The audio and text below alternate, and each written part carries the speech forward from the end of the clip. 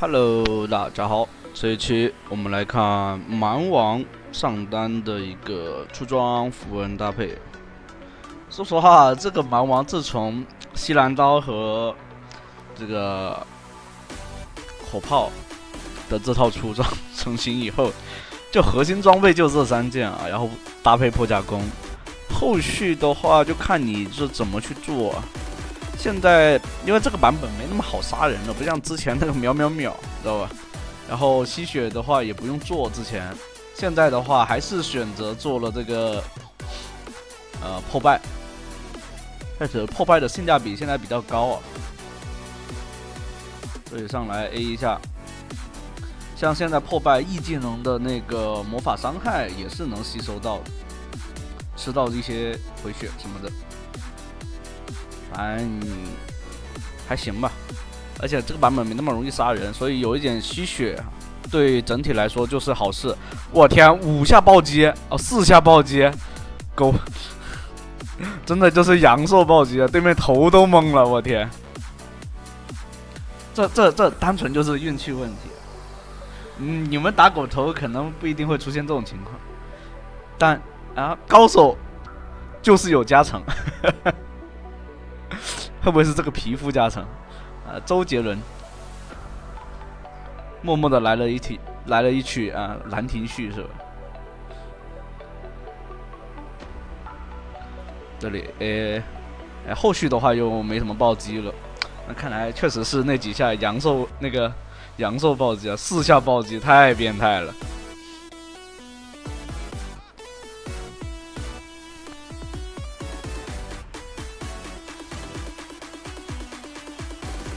这门狗头好像是 TB 出来的。到了5级的话，4级先消耗一波，没关系。到了5级，这个血量不好越。还真直接越了。这狗头还没有意识到问题的严重性。可以，还大招还扛了最后一下，不然的话后续肯定是扛不动。前2下可以尝试扛一下啊，第3下的话，你如果血量真的很足可以扛，如果不足的话，你就他 A 出来的那一瞬间 ，A 出来快到你身上的时候，你卡一下这个大招，直接摁就可以了。做攻速鞋，蛮王除了攻速鞋，没有任何比他更适合他的。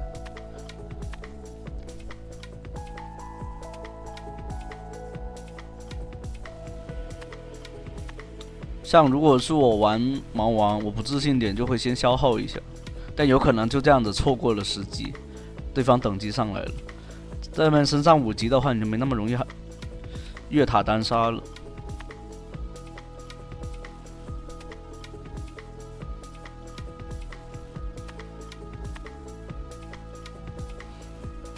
我天，这暴击砍出来。对面扛不太住呀，这里再越一次吗？E 技能拉出来，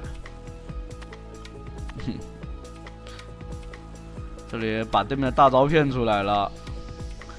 没有大招好，有大招的话，刚刚还真不过下一波就可以了，把大招给骗出来了。我在等基地，你在等什么啊，兄弟？直接消耗血量。砍一下防御塔，这里直接砍人啦，还能在塔里面安安稳稳的先补一下兵，这就是蛮王呀，太变态了。说实话，对面的艾克来了不一定打得过，因为前期的艾克是没什么伤害的。这英雄有爆发，但是3件套以后才有爆发，2件套吧，不能说那么厚。2件套其实有爆发了，但想一下子秒死后排的话，还是得3件套。大帽做出来以后，他第3件，他是第3件应该是会做 CD 书因为艾克是第1件做巫妖之握，第2件就大帽嘛。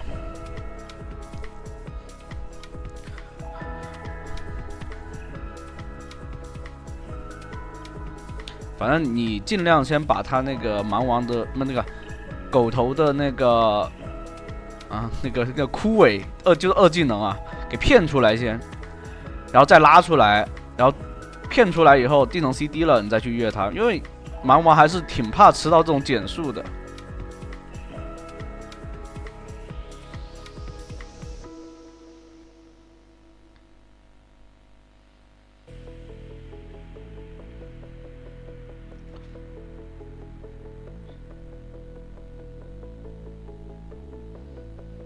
像打蛮王啊，你就老老实实做布甲鞋就行了。前期反甲的话，看情况做了。你有优势可以做，做那种反甲或者是重伤刀。如果你没优势，你都是被他越的，你就想办法怎么去拖住他就行了。只要他杀不掉你，你就有优势，只能是这样子。后续的话就只能交给队友了。按做减攻速嘛，你可以第一件做冰心的也可以。艾克过来帮忙，不是艾克，是那个，是艾克，眼睛有点花感觉。这艾克看着有点像那个叫什么阿罗拉，你知道吧？杰的话一直给不到大招的身位啊。这里对面残血了，A 死吗？有可能得死了，他不放大招，一技能拉开，不是。他这大招放了没有的？太抽象了呀！卡牌直接飞，黄牌定了个肉的。其实这时候应该来定那个劫的，狗头伤害没那么高，但后续的话应该是能收掉。漂亮！劫的爆发还是有点高的啊，特别是他的 Q。现在你要关注的是。就是劫的 Q 的伤害和大招伤害，最后爆的那一下，其他的你能规避掉这2段伤害，劫想杀掉你，不太可能。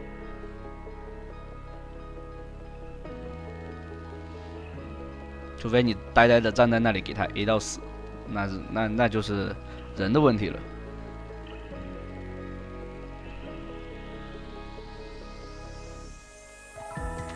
蛮王这英雄啊，就是可以直接来偷这个先锋的。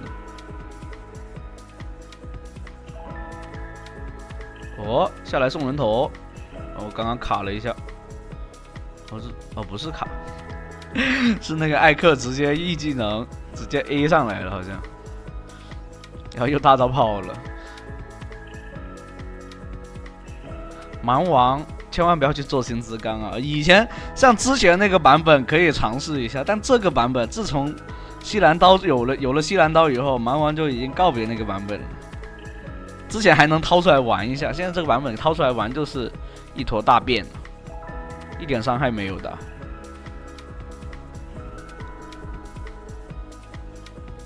这一套的话，其实也可以拿来打野用，但你打野的话要灵活一些。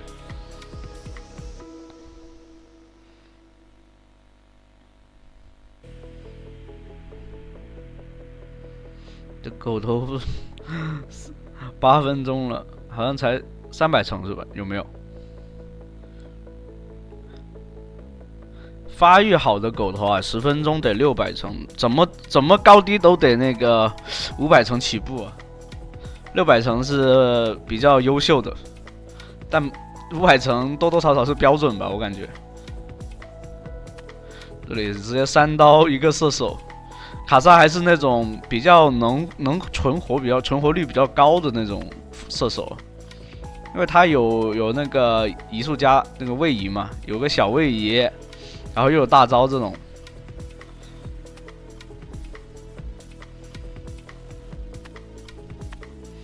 上路塔的话，盲僧过去守了，因为不要让那个对面，尽量不要让对面吃到赏金塔。这版本的赏金还是挺值钱的。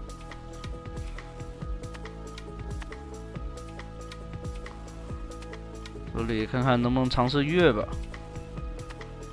先攒点把兵线一套伤害还是劝退了。盲僧的话没打过，还点一下这个蛮王，说你怎么不过来帮我？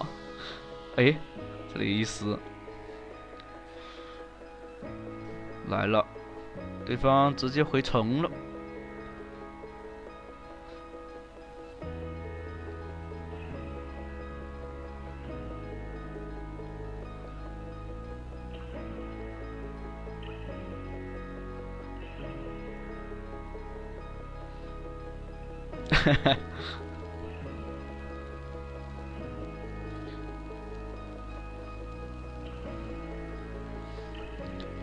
这狗子说：“哎呀，这辈子没受过这么大的委屈，只能从盲身上找回点场子，是吧？盲身这英雄秒不了大肉，特别是那个狗头这种，他不好秒。”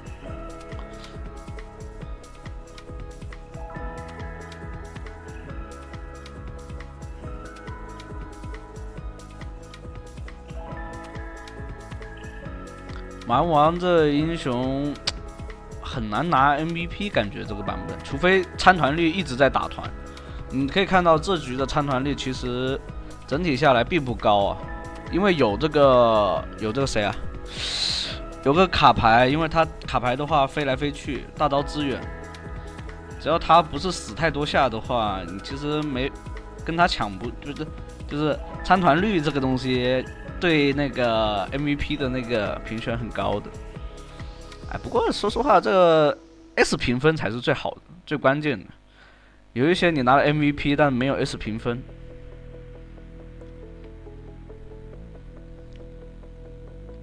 不过你看吧，因为巅峰赛的话 ，MVP 啊，还有 S 评分啊，这些都是有加分的。这版本的评分比因为机制不同了，感觉比上个版本难拿一些。但如果说主玩一些玩家的，比如说像那种射手啊，然后能收割的那种射手的话，他那个参团率，或者说拿到人头优势的话，像沙弥拉这种评分很容易拿到 MVP。